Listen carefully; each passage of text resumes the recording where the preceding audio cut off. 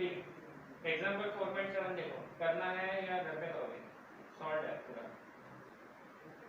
Initial final volume दिया हुआ है, प्रेशर दिया हुआ है, टेम्परेचर दिया हुआ है, सीवी दिया हुआ है, गैमा दिया हुआ है। फाइनल प्रेशर निकालना है तो P final V final raise to gamma equal to P initial V initial raise to gamma, है ना? P V raise to gamma equal to constant. Equation of state use करोगे तो पहला क्वेश्चन आएगा। ठीक है, फर्स्ट पार्ट। सेकंड पार्ट में work done निकालना, वर्क डन का सीधा सीधा फॉर्मूला इनिशियल फाइनल प्रेशर दिया गैमा दिया। आएगा क्या करते हैं, फॉर्मूले याद होने चाहिए, वैल्यूज डालना है, आ जाएगा, कुछ दिमाग नहीं लगाएगा इस क्वेश्चन में। आगे क्या बोला, फाइनल टेम्परेचर निकालना है, तो वापस से एनआरटी वाला फॉर्मूला यूज कर दो तो भी चलेगा, है ना? क्वेश्चन का how would you answer the change in the process for isothermal, तो आइसोथर्मल में वही सारे फॉर्मूले लगाने हैं, गैमा का वैल्यू डाल दो, फॉर्मूले चेंज हो जाएगा आइसोथर्मल में।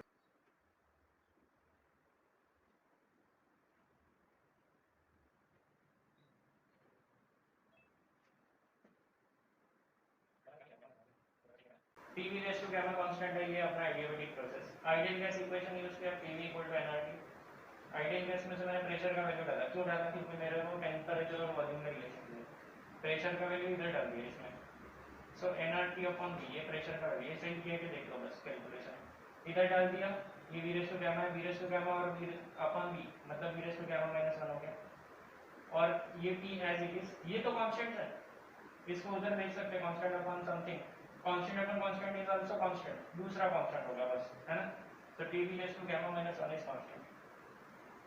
ये गलत है, ये सही है, प्रूफ किया ना, ये प्रूफ थोड़ी ना किया, बुक में से लिखा, ठीक है? तो ये सही है, मतलब बुक का सॉल्यूशन में ये वाला स्टेप गलत किया हम लोग ने, ये फॉर्मूला जहाँ यूज किया वो गलत किया, तो वो करेक्शन कर लेना, ये फॉर्मूला यूज करोगे तो आ जाएगा वो स्टेप, ठीक है?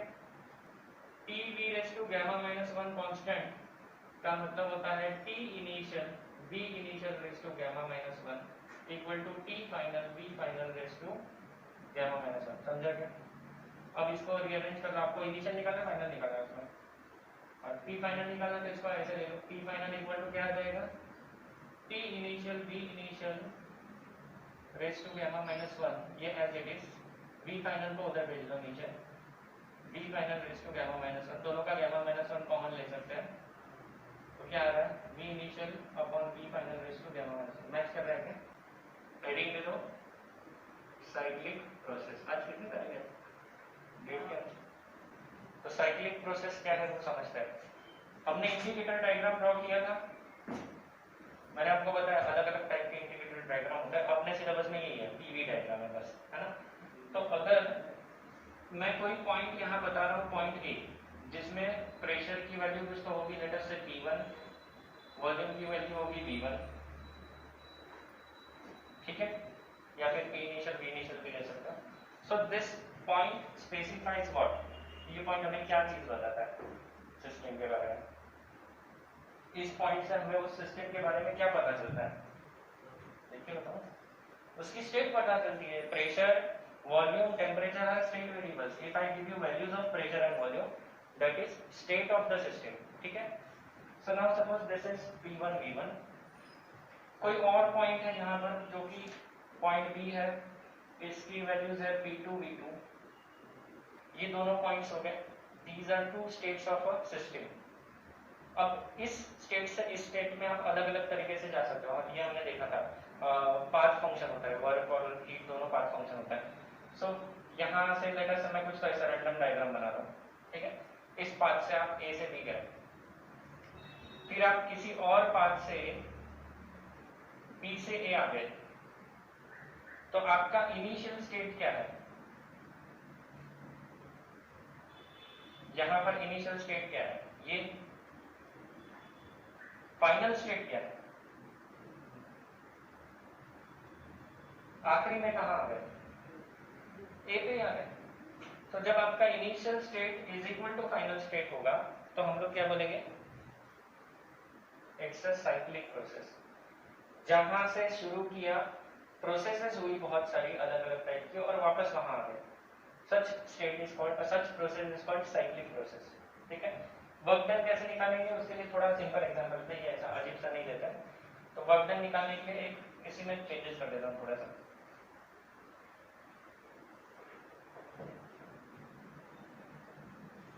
लेट अस से ऐसे गए, फिर ऐसे आए जाते वक्त, और रिटर्न आते वक्त ऐसे सीधे निकल गए। ठीक है, सिंपल एग्जाम्पल लिया मैंने समझाने के लिए। तो जाते वक्त ये ए से बी गया और रिटर्न आते वक्त बी से सीधा आ रहा है ना। ओके, ये प्रोसेस को समझते कैसे है, इसको इंटरप्रेट कैसे करते हैं वो भी देख लो। इनिशियली ए पर था, फिर प्रेशर कांस्टेंट, एक्सपेंशन हुआ at constant pressure, expansion at constant pressure, कौन सा प्रोसेस है? प्रेशर कांस्टेंट एक्सपेंशन हो रहा है, कौन सा प्रोसेस? आइसोबैरिक प्रोसेस है, आइसोबैरिक एक्सपेंशन हो रहा है। फिर इस पॉइंट पे पहुंचने पे वॉल्यूम देख लो, वॉल्यूम V2 है, वॉल्यूम कांस्टेंट है, प्रेशर डिक्रीज हो रहा है, कौन सा प्रोसेस? Isochoric process. यहाँ से यहाँ तक आइसोबैरिक, आइसोकोरिक, आइसोकोरिक क्या हो रहा है? आइसोकोरिक प्रोसेस हो रहा है यहाँ पर। उसके बाद यहाँ से यहाँ तक ये कौन सा प्रोसेस है? ये देखा जाए तो कोई प्रोसेस नहीं है, ऐसा स्ट्रेट फॉरवर्ड कोई लाइन नहीं बनता। अगर आइसोथर्मल होता तो ऐसा लाइन बनता है ना। तो एनीवेज वॉल्यूम भी कांस्टेंट नहीं, प्रेशर भी कांस्टेंट नहीं, तो कोई किसी तो टाइप का प्रोसेस है जिसमें ऐसा हो रहा है ना। ठीक है, ऐसा कोई लीनियर प्रोसेस हमने अब तक नहीं पढ़ा है। ओके, सो ये हो गया, it should be something like this, ऐसा कुछ तो आना चाहिए, बट एनीवेज। ओके, उसके बाद ये हो गया अपना प्रोसेस, आने का प्रोसेस और जाने का process. So this complete process is cyclic process. Work done निकालना है, तो वर्क डन कैसे निकालेंगे? पहले ये फॉरवर्ड पाथ का वर्क डन निकालेंगे, फिर बाद में रिवर्स पाथ का वर्क डन निकालेंगे और दोनों को जोड़ देंगे। करते हैं कैसे करेंगे? वर्क डन का फॉर्मूला मैंने क्या बताया था? Integration P D V, so that is equal to area under graph, yes और नो? इंटीग्रेशन क्या होता है? Area under P V graph होता है with respect to V axis. तो वी एक्सिस के साथ अगर मुझे ये एरिया निकालना है, ठीक है, तो ये एरिया कितना आ जाएगा? यहाँ पर मैं ड्रॉ कर लेता हूँ। फॉरवर्ड पाथ के लिए वर्क डन 1 हो जाएगा, फॉरवर्ड पाथ के लिए। ग्राफ कैसा बनेगा ये देख लो, सिर्फ फॉरवर्ड पाथ का ग्राफ बनाना है। ये आपका पॉइंट है ए, इधर से ऐसा गया, फिर इधर से ऐसा गया, पॉइंट बी पे पहुंच गया। सो वर्क डन कैसे निकलेगा? यहां से यहां तक का वर्क डन हो जाएगा ये, ठीक है। यहां से यहां तक ये कौन सा प्रोसेस है? आइसोकोरिक प्रोसेस है, वर्क डन नहीं होता है, तो इसका कंट्रीब्यूशन 0, इसका कंट्रीब्यूशन ये एरिया, ठीक है। ये एरिया कितना आ रहा है वो भी लिख लो, लेट इट बी, ऐसे रहना दो ये एरिया, ठीक है। इमेजिन कर पा रहे हो कि ये कितना एरिया है, कौन सा वाला? यहाँ पर ये पूरा एरिया। अब ये वर्क डन आएगा, let us take it positive, positive या नेगेटिव उसका साइन लेना, इसको पॉजिटिव ले लेते हैं। अब ये वाला देखो, ये वाला पार्ट यहां से यहां तक, ये बी पॉइंट से स्टार्ट कर रहा है, ए पॉइंट तक जा रहा है, सही है क्या? तो यहां पर वर्क डन कितना हो जाएगा? ठीक है, अब चलो साइन कन्वेंशन भी देख ही लेते हैं। यहाँ पर एक्सपांशन हो रहा है, वर्क डन क्या होता है? वर्क डन क्या होता है? एक्सपांशन होते वक्त वर्क डन क्या होता है? पॉजिटिव होता है। डीवी पॉजिटिव तो वर्क डन पॉजिटिव, तो ये पॉजिटिव वर्क डन। तो इसका वर्क डन ये जो है ये पॉजिटिव है, कितना है? So that is equal to area, जो भी ये वाला एरिया है ना। यहाँ पर ये वर्क डन नेगेटिव होने वाला है, कॉम्प्रेशन है, तो ये वर्क डन क्या है? W2 इज नेगेटिव, और कितना है? तो ये एरिया। अब टोटल वर्क डन कितना है? Total work done is W1 plus W2, इसका पॉजिटिव इसका नेगेटिव, मतलब इस एरिया में से इस एरिया को माइनस करना है। एरिया 1 और ये equal to area 2, so this is equal to area 1 minus area 2। अब इतना तो आपको आता ही है कि दोनों एरिया को माइनस करो, ये एरिया में से ये एरिया माइनस करोगे क्या बचेगा? ये ट्रायंगल का एरिया बचेगा, हाँ या नहीं? इस पूरे एरिया में से ये वाला माइनस कर दो, सो ये एरिया बचेगा। This is the total work done, this is the total work done. तो क्या समझ में आ रहा है? Work done in cyclic process is equal to area bounded by the path, area bounded by the path. खत्म, work done ऐसे निकाल सकते हो। अब वर्क डन ये पॉजिटिव था या नेगेटिव था? इसमें से ये माइनस किया, क्या दिख रहा है? बड़े में से छोटा माइनस कर रहा है, ये बड़ा है ना, ये छोटा दिख रहा है, बड़े में से छोटा माइनस करेंगे तो क्या आता है, पॉजिटिव आता है। सो वर्क डन पॉजिटिव किस केस में, क्लॉकवाइज प्रोसेस। देख लो क्लॉकवाइज जा रहा है क्या, सो क्लॉकवाइज प्रोसेस होगा, क्लॉकवाइज साइक्लिक प्रोसेस, ठीक है। वर्क डन क्या लेना है, पॉजिटिव लेना है। एंटी क्लॉकवाइज होगा तो नेगेटिव लेना। आप ये सब वर्क डन वाला सारा टॉपिक पढ़ा दिया, अभी इसके क्वेश्चंस करेंगे। एंटी क्लॉकवाइज होगा तो वर्क डन नेगेटिव, लिख लो कन्वेंशन। एंटी क्लॉकवाइज होगा तो वर्क डन नेगेटिव। याद रखना ये साइक्लिक और साइक्लिक प्रोसेस के लिए ये रूल्स हैं, बाकी के लिए तो मैंने बताया है। एक्सपांशन होगा तो पॉजिटिव, कंप्रेशन होगा तो नेगेटिव। एग्जांपल 4.8 दिया हुआ है, देखो टेक्स्ट बुक में। एग्जांपल क्या है, पढ़ते हैं पहले। The total work done in cyclic process shown in figure 4.19, उसके ऊपर फिगर देखो, ठीक है, is -1000 joule. Total work done is -1000 joule. पहले तो देख लो वो प्रोसेस कैसा है, क्लॉकवाइज या एंटी क्लॉकवाइज, ये देख लो पहले। एंटी क्लॉकवाइज है तो वर्क डन कैसा आना चाहिए, उन्होंने नेगेटिव दिया है क्या, हाँ, मतलब क्वेश्चन सही है। What does the negative sign means, negative sign का मतलब क्या है, हाँ, अरे एंटी क्लॉकवाइज इसलिए नेगेटिव है, नेगेटिव वर्क डन का मतलब क्या आता है, वर्क कौन किस पे करता है, आप मेरे पे, मैं आप पे, सिस्टम सराउंडिंग पे या सराउंडिंग सिस्टम, सराउंडिंग सिस्टम पे वर्क डन, ठीक है। What is change in internal energy, वो कैलकुलेट करना पड़ेगा, वो कर लेता है। आगे क्या बता रहे हैं, what is change in internal energy and heat transfer. Heat transfer और इंटरनल एनर्जी, डी और डी क्यू नहीं करना है, देखते क्या करेंगे उसमें। What will happen when the direction of cycle is changed, process को रिवर्स कर देंगे, क्लॉकवाइज की जगह अभी एंटी क्लॉकवाइज दिया है तो क्लॉकवाइज कर देंगे तो वर्क डन क्या हो जाएगा, पॉजिटिव हो जाएगा। सिस्टम सराउंडिंग पे वर्क करेगी, ठीक है। उसका सॉल्यूशन देख लेते हैं, मुझे लगता है थ्योरी क्वेश्चन ही है, सॉल्यूशन पहले पार्ट का। चलो ये समझ लेते हैं कि डायग्राम, लेट अस अज्यूम कि डायग्राम सही है ना, तो उसके हिसाब से क्या होता है देखते हैं पहले। सब कुछ अगर कंसिस्टेंट होगा तो ठीक है। ये बी पॉइंट, ये ए पॉइंट, ये एरो इधर है, ये एरो इधर है, ठीक है। इसको 1 दिया, इसको 2 दिया। तो ए से बी जब जाएंगे पाथ 1 से, चलो वर्क डन नेगेटिव अपने कन्वेंशन के हिसाब से तो नेगेटिव है, एंटी क्लॉकवाइज घूम रहा है, सही है, मतलब नेगेटिव है, उन्होंने दिया भी है। वर्क डन कितना है, -1000 जूल है ना, तो ये तो सही लिया है उन्होंने सीक्वेंस के हिसाब से। अब ये भी लॉजिक लगा देते हैं, ए से बी जाएंगे तो ये ऐसा प्रोसेस है, ए से बी जाएंगे, एक्सपांशन हो रहा है ए से बी में, है ना, यहाँ से यहाँ एक्सपांशन हो रहा है, तो यहाँ से यहाँ तक का जो वर्क डन है ये पॉजिटिव है, मैं इसको ऐसी लाइन से दिखा रहा हूँ, ठीक है।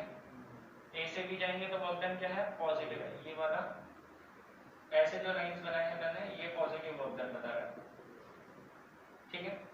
अब हम लोग दूसरे टाइप के लाइंस बनाते हैं, इसी कलर से बनाते हैं। जब बी से ए जाएगा, कॉम्प्रेशन और वर्क डन नेगेटिव, मैं ऐसे लाइंस बना देता हूँ, सही है।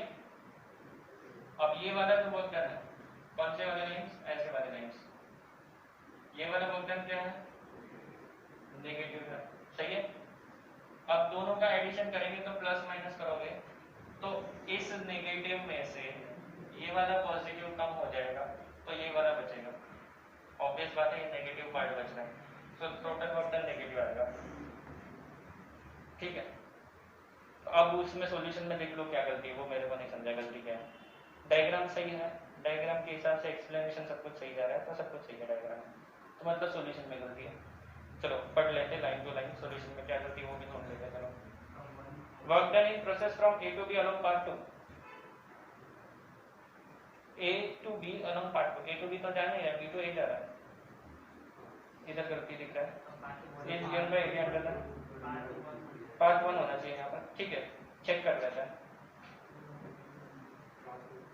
Work done in the process from A to B along part 2 is given by area under the curve. This process volume is increasing, therefore work done is positive. Volume is increasing मतलब वो A to B भी जा रहा है, volume भी increase कर रहा है, मतलब ये पार्ट 1 होना चाहिए जहाँ 2 लिखा है उन्होंने, है ना। तो सॉल्यूशन में करेक्शन है वहाँ पाथ 1 होना चाहिए, जहाँ पाथ 2 लिखा है वहाँ पाथ 1 करता है। देखते हैं सब कुछ कंसिस्टेंट है यानी। Work done in process from B to A, B to A जाएंगे तो पार्ट 2 है, तो वहाँ पर पार्ट 2 लिखने की जरूरत है। Is given by area under this curve, this in this process volume is decreasing, ये भी सही है, वॉल्यूम डिक्रीज हो रहा है, तो वर्क डन इज नेगेटिव, ये भी सही है। तो अच्छा 1 और 2 में बस गड़बड़ है सॉल्यूशन में, सॉल्यूशन में वहाँ क्या होना चाहिए, पार्ट 1 जहाँ है वो पार्ट 2 लिखना चाहिए उन लोग का, तो उतना गलती है। तो total work done is anyways negative in the cyclic process.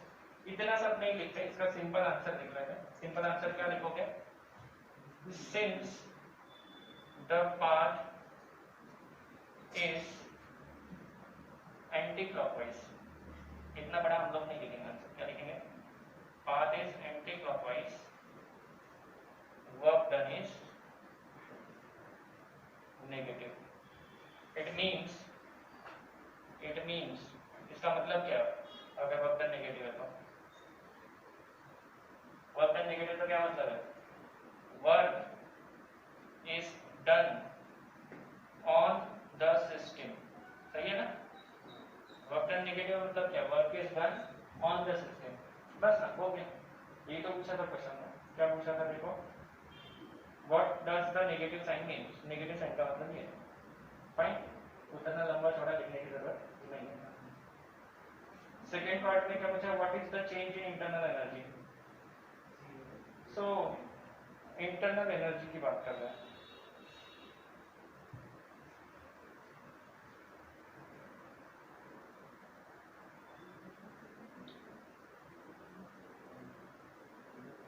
अब देखो इंटरनल एनर्जी के लिए आपको इनिशियल और फाइनल स्टेट्स के बारे में सोचना है। इंटरनल एनर्जी में चेंज जब निकालते हैं, ठीक है, so this is related to initial and final state. Initial state कौन सा था, फाइनल स्टेट कौन सा था, यही था। पाथ नहीं पूछ रहा हूं मैं, इनिशियल स्टेट वाज ए, घूम फिर के आ गया फाइनल स्टेट वाज ए, तो अगर जहां पर है घूम फिर के वहीं आ रहा है, तो अभी जो इंटरनल एनर्जी है घूम फिरने के बाद, चेंजेस होने के बाद वापस से वही इंटरनल एनर्जी होगी। तो इंटरनल एनर्जी में चेंज हमेशा 0 आएगा फॉर साइक्लिक प्रोसेस, इसको हाईलाइट कर लो और लिख लो, for cyclic process change in internal energy is always 0। इसका रीजन लिख लो, रीजन क्या है, रीजन क्या लिखोगे इसका, रीजन क्या है, change in internal energy for any cyclic process is always 0. Why? Because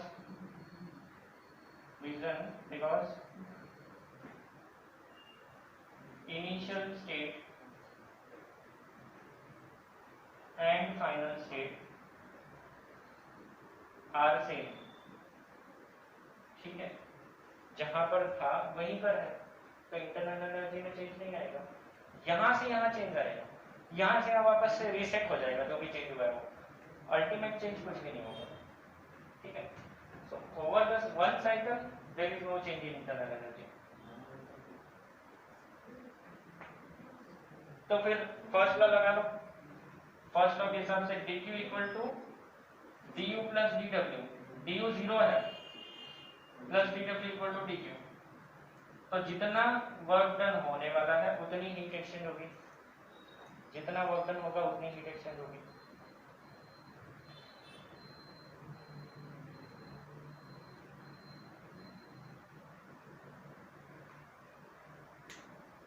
सो यहाँ पर dw is your -1000 joule, -1000 joule, so your dq is also -1000 joule. अब इसका मतलब बताओ, dq is -1000 joule, heat system देगा या सिस्टम में आएगी, माइनस है, देगा, सिस्टम की हीट कम होने वाली है, तो यहाँ पर लिखेंगे heat -1000 joule of heat, -1000 joule of heat is rejected by the system.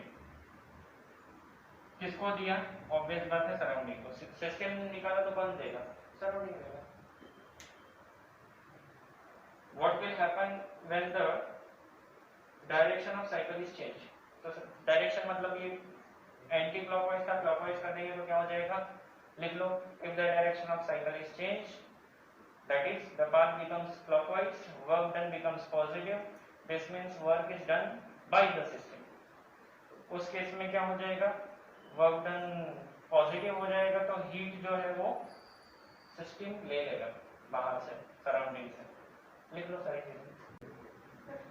अगर प्रोसेस का सीक्वेंस रिवर्स किया तो क्या होगा, सीक्वेंस रिवर्स किया तो क्या होगा, पहला पॉइंट, ये क्या हो जाएगा, ये क्या हो जाएगा, ये क्या हो जाएगा, work is done by the system हो जाएगा, ऑन द सिस्टम का हो जाएगा by the system. Delta U zero रहेगा, इसमें कोई चेंज नहीं आएगा, ये रीजन ये सब सेम। यहाँ पर वर्क डन की वैल्यू क्या हो जाएगी, पॉजिटिव हो जाएगी, इसलिए हीट का वैल्यू भी पॉजिटिव। पॉजिटिव हीट का मतलब क्या है, हीट सिस्टम ले लेगा, कहाँ से लेगा, बाहर से लेगा, ठीक है। Heat will be absorbed by the system. इतना आपका वो फोर्थ पार्ट का आंसर है, ठीक है। लिखा सभी ने फोर्थ पार्ट का आंसर लिखा, नहीं लिखा तो लिख लो। नेक्स्ट क्वेश्चन यहाँ लिख लेता हूँ, जिनका हो गया वो सॉल्व करेंगे। फाइन, ये बुक में से नहीं दे रहा हूँ, मेरे मन से बना के दे रहा हूँ।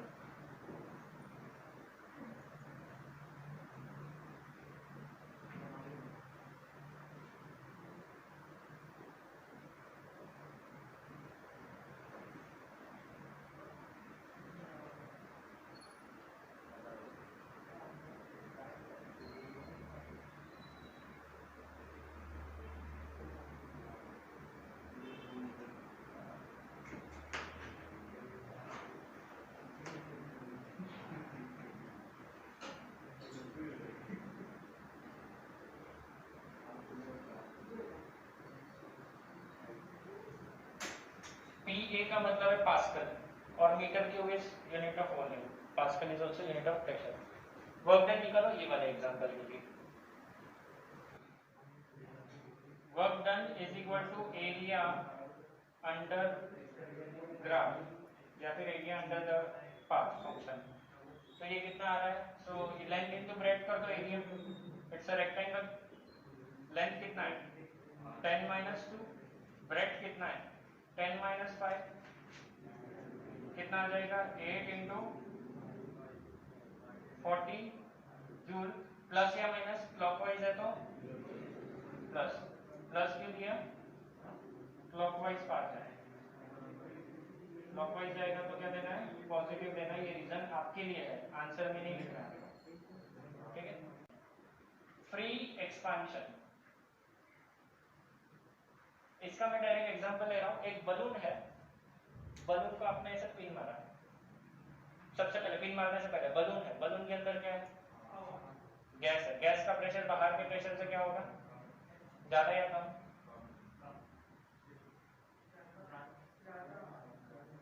आप अंदर हवा ऐसे फूकते हो ना, तो अंदर का प्रेशर क्या होता है, ज्यादा होता है या नहीं, ज्यादा होता है अंदर का प्रेशर, बाहर के प्रेशर के कंपैरिजन में अंदर ज्यादा प्रेशर होता है। जैसे ही आप उसको बर्स्ट करते हो, बलून को बर्स्ट किया तो सारा का सारा गैस अंदर जो कंप्रेस्ड था वो बाहर निकल जाएगा, बाहर निकल के जाएगा तो वो एक्सपांड होगा। फाइनल वॉल्यूम कितना, वो गैस एक्सपांड हो गया, फाइनल वॉल्यूम कितना नहीं निकाल सकते, इनफाइनाइट बोल सकते हो आप। कितना एक्सपांड होगा तो उसकी मर्जी, कितना भी एक्सपांड हो सकता है। पहले वो कंटेनर के अंदर था तो आप इनिशियल वॉल्यूम बता सकते थे, बलून का वॉल्यूम, फाइनल वॉल्यूम आप नहीं बता सकते। Such expansion is free expansion. Tyre फट गया is example of free expansion. So it is a kind of adiabatic expansion है ये। कौन सा एक्सपेंशन है, क्यों एडियाबैटिक ये बताओ मुझे, व्हाई इट इज एडियाबैटिक। तेजी से होता है, बलून फटा, तेजी से गैस अंदर से बाहर निकल जाता है ना, with in fraction of second. तो क्या गैस को हीट एक्सचेंज करने के लिए टाइम मिल रहा है, नहीं मिल रहा, टाइम सफिशिएंट नहीं है, इसलिए हीट एक्सचेंज नहीं होगा। हीट एक्सचेंज नहीं होगा तो हम लोग बोल सकते हैं dq = 0, dq = 0 बोल दिया तो ये कौन सा हो गया, adiabatic. So free expansion is a kind of adiabatic expansion, but इसका हम लोग पाथ फंक्शन नहीं बना सकते, ऐसा ग्राफ नहीं बना सकते। क्यों, क्योंकि जो एक्सपेंशन हो रहा है वो इतना रैपिड हो रहा है कि आप इन बिटवीन सिस्टम को कहीं पे थर्मल इक्विलिब्रियम में नहीं है, उसका स्टेट्स नहीं बता सकते। क्या आप बता सकते हो इनिशियल और फाइनल अगर बता पाए तो final state, otherwise initial state ही बता सकते हैं, ठीक है। तो आप एंड पॉइंट्स बता सकते हो, जर्नी नहीं बता सकते किस केस में, फ्री एक्सपेंशन के केस में, ठीक है। बस इतना ही याद रखो कि फ्री एक्सपेंशन में आप क्या नहीं ड्रॉ कर सकते, we cannot draw, can't draw PV graph, PV graph नहीं बना सकते।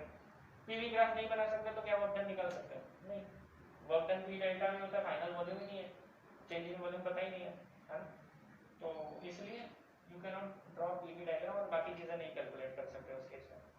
बुक में पढ़ लेते क्या दिया है, सो Q इक्वल टू dQ 0 है, W भी 0 है, वर्क डन 0 ले लेते हैं इस केस में, dW या फिर W भी 0 लिख लो, ये लिख लो, ये सारे पॉइंट्स इंपॉर्टेंट है, समरी दे रहा हूं मैं आपको, ठीक है।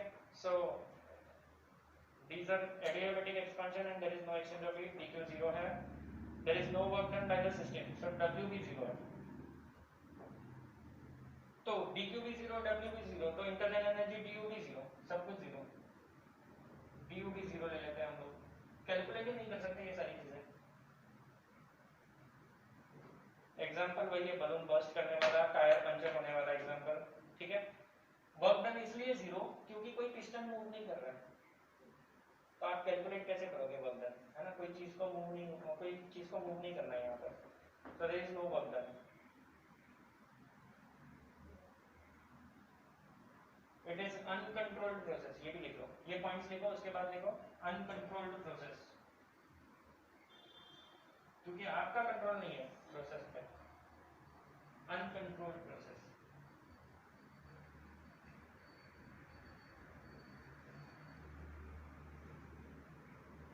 इसलिए तो उसको ड्रॉ नहीं कर सकता, कंट्रोल होगी तो हमको सब पता होता क्या हो रहा है। Uncontrolled process, system is not in thermal equilibrium, system is not in thermal equilibrium,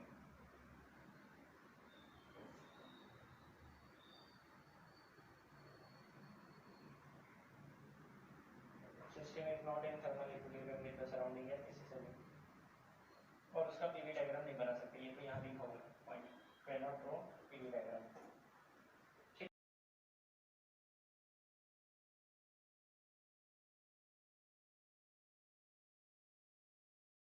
a cyclic process ABCA, ABCA, यहाँ से शुरू हो रही है A से, फिर B तक गई, B से C, C से A, so this is the sequence, क्या दिख रहा है, clockwise anti clockwise, anti clockwise, work done positive negative, आगे बढ़ता है, क्या बोला है, VT डायग्राम इज गिवन, अच्छा यहाँ पर ना PV डायग्राम नहीं है, तो अभी बोलना गलत हो जाएगा, पीवी डायग्राम होता तो अपना वो पॉजिटिव नेगेटिव सही था, यहाँ पर नहीं लगाना, यहाँ तक हमने एनालिसिस नहीं किया तो कैसे लिखेंगे, रुक जाओ थोड़ा सा। VT diagram is given, it is perform with a constant mass of ideal gas, mass constant है, n कांस्टेंट है, how will this transform to PV diagram, तो हमें VT डायग्राम से पीवी डायग्राम बनाना है, हमें VT डायग्राम से PV diagram बनाना है, ठीक है। अब अपने पास चैलेंज है, क्या करें, VT डायग्राम से PV डायग्राम बनाना है, हमारे पास PV इक्वल टू NRT वाला फॉर्मूला है ना, ये फॉर्मूला है अपने पास। अब यहाँ पर क्या दिख रहा है वो पहले समझते हैं एक एक चीज को, हमें PV डायग्राम बनाना है, इधर P होगा इधर V होगा, सही है ना, क्या करें, जहां जहां वॉल्यूम कांस्टेंट है वो वाला पार्ट बनाना आसान होता है, वॉल्यूम कांस्टेंट मतलब क्या, सीधा लाइन बना सकते हैं यहाँ पर, तो वॉल्यूम कहाँ कांस्टेंट है, A से B जाते वक्त वॉल्यूम चेंज हो रहा है, छोड़ दो, B से C जाते वक्त वॉल्यूम में चेंज कहाँ हो रहा है, वॉल्यूम कितना है, B पे वॉल्यूम है V2, C पे वॉल्यूम है V2, वॉल्यूम कांस्टेंट है, तो ग्राफ B से C वाला स्ट्रेट लाइन आ जाएगा, वॉल्यूम V2 है तो यहाँ पर ये V2, यहाँ पर ये V1, रेफरेंस लाइन बना लिया V1 V2 के, ये लाइन V1 का, ये V2 का, B से C जा रहा है तो वॉल्यूम यहाँ V2 है, यहाँ V2 है तो वॉल्यूम V2 है, तो स्ट्रेट लाइन बना लो, ठीक है, ये स्ट्रेट लाइन बना लिया, ये रेफरेंस लाइन हटा दो, ठीक है। ये कहाँ से कहाँ तक, बी से सी। अब बी से सी प्रेशर के बारे में क्या बोल सकते हैं, अभी तो यहाँ देख के नहीं बता सकते, तो एरो नहीं बनाते। प्रेशर बढ़ रहा है घट रहा है वो थोड़ा सा डाउटफुल है, वो बाद में सोचेंगे, है ना। बी से सी आइदर ये बी या सी होगा या ये बी या सी होगा, दोनों में से कुछ तो है। यहाँ पर आधा अधूरा बनाया, ठीक है। चलो डायरेक्शन भी देख ही लेते हैं। बी से सी वॉल्यूम कांस्टेंट है, ठीक है। वॉल्यूम कांस्टेंट ले लेंगे, यहाँ पर करता है। ध्यान से देखना मैं एनालिसिस कैसे कर रहा हूँ, आपको वैसे ही एनालिसिस करना है, इसके कोई स्पेसिफिक स्टेप नहीं है। B from B to C, B to C क्या है, volume V2 is constant, volume V equal to V2 which is constant, ठीक है।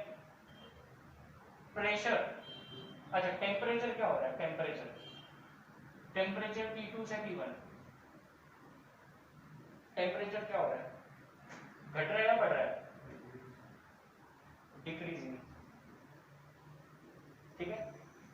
बी से सी जा रहा है, टेम्परेचर घट रहा है T2 से T1, PV equal to nRT में P क्या है, यहाँ पर V कांस्टेंट है, सो ये कांस्टेंट है, तो इसको मैं P इक्वल टू लिख रहा हूँ nR अपॉन V, ये कांस्टेंट्स है, these are constants, सही है। nR अपॉन V कांस्टेंट है इस प्रोसेस के लिए, nR अपॉन V कांस्टेंट मतलब P is proportional to T। तो टेम्परेचर क्या हो रहा है, घट रहा है, तो प्रेशर क्या हो गया, घटेगा, क्योंकि डायरेक्टली प्रोपोर्शनल है। इफ टेम्परेचर डिक्रीजेस, क्योंकि टेम्परेचर डिक्रीज हो रहा है, प्रेशर डिक्रीजेस, ये समझ में आया। तो यहाँ पर एरो कहाँ से कहाँ देंगे, एरो कहाँ से कहाँ देंगे, प्रेशर क्या हो रहा है, डिक्रीज हो रहा है, तो ये ले लो आपका इनिशियल प्रेशर, फाइनल प्रेशर या P1 P2, ये कम है ये ज्यादा है, क्या हो रहा है, डिक्रीज हो रहा है, सर ज्यादा से कम एरो की तरफ, एरो नीचे की तरफ, समझ में आया। तो कहां से कहां तक हो गया, बी से सी अपना काम हो गया, बी से सी ग्राफ बन गया, समझ में आया। वापस से सुनो, बी से सी जाते हुए वॉल्यूम कांस्टेंट तो ऐसा, इसको पैरेलल लाइन आ जाएगी। डायरेक्शन कैसे डिसाइड होगा, तो PV इक्वल टू nRT वाला फॉर्मूला में V कांस्टेंट है तो उसको उधर ले लो nR के साथ, nR बाय V कांस्टेंट है, so pressure is proportional to T। Temperature घट रहा है, तो क्या होगा, टेम्परेचर घटेगा तो प्रेशर भी घटेगा, प्रोपोर्शनल है, तो प्रेशर भी घटेगा, यहाँ से यहाँ आएगा। B से C आ गया, C से A टेम्परेचर कांस्टेंट है, वॉल्यूम क्या हो रहा है, वॉल्यूम डिक्रीज हो रहा है, from C to A, from C to A volume, अच्छा यहाँ पर ठीक है लिख लेते हैं पहले, C to A क्या हो रहा है, वॉल्यूम V2 से V1 जा रहा है, मतलब डिक्रीज हो रहा है, सही है क्या, V2 से V1 जा रहा है volume, so volume is decreasing, temperature is constant, सही है। और कुछ मिल रहा है क्या डेटा, यहाँ से टेम्परेचर कांस्टेंट है, वॉल्यूम घट रहा है। अब आइडियल गैस इक्वेशन लगा लो, PV इक्वल टू nRT, क्या क्या कांस्टेंट है, क्या क्या कांस्टेंट है, V चेंज हो रहा है, टेम्परेचर कांस्टेंट है, so this side is constant, PV equal to constant, ये कौन सा ग्राफ है, PV equal to constant isothermal, मतलब ग्राफ ऐसा आएगा, दिख रहा है PV equal to constant isothermal graph. कहां से कहां तक जाएंगे, V2 वॉल्यूम से V1 वॉल्यूम, तो यहां से यहां तक जाना है, सो ग्राफ आएगा ऐसा, समझा, C से D ग्राफ समझा, ऐसा क्यों आया, PV इक्वल टू कांस्टेंट का ग्राफ अपने को पता है ऐसा आता है, तो ऐसा ग्राफ ड्रॉ कर दिया। V2 से V1 देख लो, V2 से V1 जा रहा है। अब A से B स्ट्रेट लाइन होगा, फिर भी देख लेते हैं, A से B जाते वक्त टेम्परेचर चेंज हो रहा है, फ्रॉम A to B क्या क्या हो रहा है, देखो टेम्परेचर T1 से T2 जा रहा है, सो इंक्रीज हो रहा है, फिर वॉल्यूम V1 से V2 जा रहा है ना, ये भी इंक्रीज हो रहा है।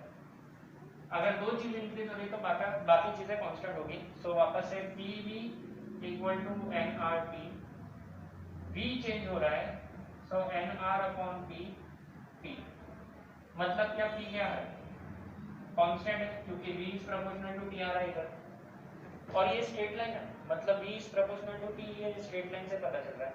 So we can say pressure is constant, pressure constant है मतलब क्या करें, प्रेशर कितना है यहाँ पर, इस पॉइंट पे जितना प्रेशर होगा उतना, तो ये V2 से V1 जाते हो तो भी प्रेशर होगा, P2 वही प्रेशर कांस्टेंट रहेगा। तो pressure constant, graph straight line A से B बन गया, ग्राफ कंप्लीट हो गया cyclic process. So this is the graph. अब ग्राफ को देख के बताओ वर्क डन पॉजिटिव या नेगेटिव, वर्क डन क्या आ रहा है, पॉजिटिव आ रहा है, यहाँ पर देखने पे गड़बड़ हो रहा है, तो पीवी ग्राफ से ही सारा डिडक्शन निकालना है, तो वीटी ग्राफ को पीवी ग्राफ में कन्वर्ट करना पड़ेगा अगर दिया होगा तो। लिख लो सारा एक्सप्लेनेशन, लिखो बुक में सारा नहीं है।